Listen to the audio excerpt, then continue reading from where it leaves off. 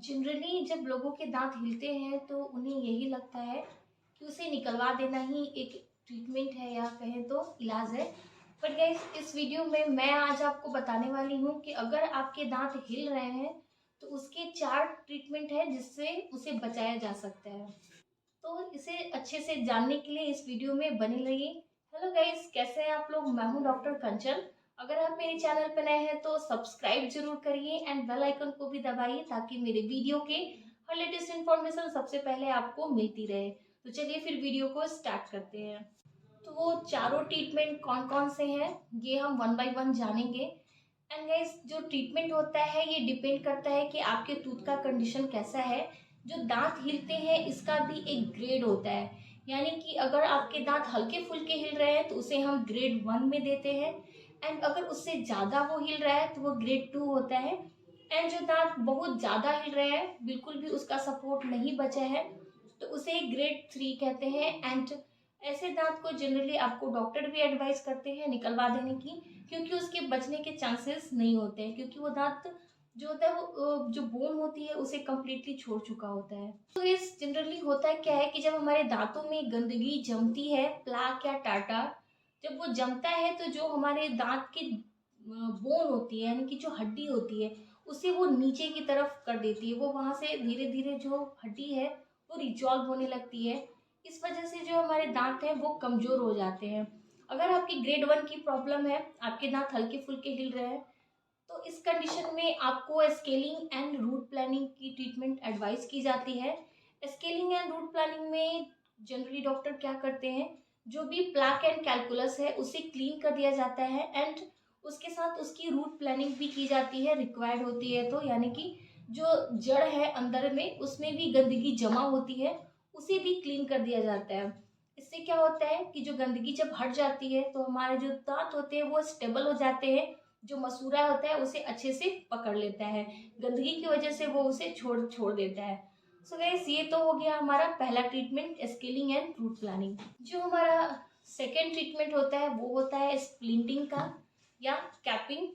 अगर आपके जो दांत है वो ग्रेड 2 मोबिलिटी में है, यानी कि हल्के फुल्के से थोड़ा ज़्यादा हिल रहे हैं, इस कंडीशन में हम क्या करते हैं कि जो दांत आपके हिल रहे हैं वो दांत 1 2 3 4 भी हो सकते हैं या एक भी हो सकता है। उसके बगल के जो सपोर्टिंग टूथ होती है, जो मजबूत होता है, उसकी मदद से एक वायर को लगा के फिक्स कर दिया जाता है। जब वायर को हम फिक्स कर देते हैं तो उस दांत को स्ट्रेंथ मिलता है, वो हिलना बंद हो जाता है। जब स्ट्रॉन्ग टीथ का सपोर्ट देते हैं दांत को तो वो फिक्स हो जाता है एंड धीरे धीरे जो मसूड़े हैं वो अच्छे से दांत को पकड़ लेती हैं। एंड आपका जो दांत में मोबिलिटी था, जो दांत हिल रहा था, वो हिलना बंद हो जाता है। एंड गाइस, ये जो ट्रीटमेंट होता है इसमें सबसे अच्छी बात होती है कि ये आपको लेवियली, यानी कि अंदर से इसको ट्रीटमेंट देते हैं, दांत के अंदर की तरफ से, जो विजुअल भी नहीं होता है एंड किसी को पता भी नहीं चलता है कि आपने ट्रीटमेंट लेकर रखा है। इनके केस में भी जो स्ट्रॉन्ग टूथ होता है उसके सपोर्ट से हम कैप डाल देते हैं, ताकि जो हमारे वीक टूथ होते हैं, जो हिल रहा होता है, उसे स्ट्रेंथ मिलती है एंड वो हिलना बंद हो जाता है। जो थर्ड ट्रीटमेंट होता है वो होता है फ्लैप सर्जरी। फ्लैप सर्जरी में हम क्या करते हैं कि जो दांत हिल रहे थे, जिसके मसूड़े नीचे चले जाते हैं, उस पर हम एक फ्लैप को डालकर स्टिच कर देते हैं, जिससे वहां पर एक नया फ्लैप बन जाता है एंड टूथ जो है स्ट्रांग हो जाती है। गाइस, फ्लैप सर्जरी पे मेरा अलग से एक पूरा डिटेल वीडियो है, स्टेप बाय स्टेप कैसे ये ट्रीटमेंट किया जाता है। लिंक डिस्क्रिप्शन बॉक्स में है, आप वहां से चेक कर सकते हैं। लास्ट ट्रीटमेंट है वो है बोन ग्राफ्टिंग का। बोन ग्राफ्टिंग में क्या करते हैं कि जैसे मैंने आपको पहले बताया कि जब वहां पर प्लाक एंड कैलकुलस जमा होती है, इस वजह से जो हमारी बोन होती है, जो हड्डी होती है, वो नीचे की तरफ चली जाती है, खत्म हो जाती है, धीरे धीरे रिजॉल्व हो जाती है, जिस वजह से दांत हिलता है। तो वहां पर हम नया बोन बनाते हैं। तो नया बोन कैसे बनाते हैं, तो इसका ग्राफ्टिंग दो तरीके से होता है। ये या तो आपके बॉडी से बोन लेकर, आपके हिप टिबिया या जॉ ऑफ द बोन से, वहां से बोन लेकर एंड फिर वहां हम ग्राफ्ट करते हैं, या फिर जीनोग्राफ्ट बोन ऑलरेडी मार्केट में अवेलेबल होता है, उससे इसका फॉर्मेशन किया जाता है। तो इस तरह से ये चारों ट्रीटमेंट मैंने आपको डिटेल में बता दिया। चलिए अब इसका प्राइस भी जान लेते हैं कि कौन से ट्रीटमेंट में आपको कितना कॉस्ट आता है।